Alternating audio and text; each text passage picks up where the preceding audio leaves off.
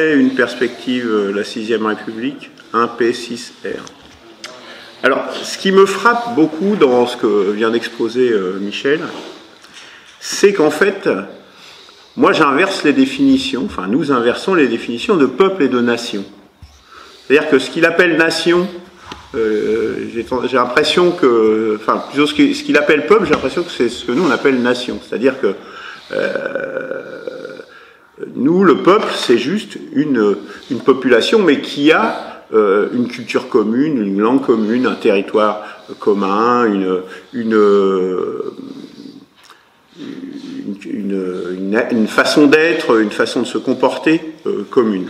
Donc qui existe, qui du coup ne fait pas forcément nation, justement. Nation, nous, on ajoute à la notion de peuple la question d'une volonté politique, une nation qui se met en marche, par exemple. Si on prend à l'époque romaine, les nations qu'on appelle barbares, par exemple, se mettaient en mouvement parce qu'ils avaient une volonté d'aller conquérir des territoires romains ou d'aller piller, etc. Mais les peuples, ils existaient à toute volonté nationale, je dirais. Le peuple, il existait, y compris avant la République. Les peuples, ils existent, je dirais, en eux-mêmes. Dans l'Antiquité, il y a eu plein de peuples, enfin, il y en avait beaucoup plus qu'il y en a aujourd'hui, d'ailleurs. Parce qu'il y a eu justement tout un tas de guerres et d'agrégations qui se sont fait jour, qui ont donné lieu justement à différents, des conflits, tant de rois, etc., que après, de république. Et cette notion de nation, en fait, qu'est-ce qu'on met derrière? Est-ce que souvent elle vient avec la notion de république, parce que le peuple, quelque part, via la république, permet de se constituer en corps politique. À partir de là, le citoyen, c'est-à-dire celui qui va participer à la vie de la nation, justement, il dépend de la nation. Forcément, il est issu du peuple, mais il dépend du fait qu'il y a une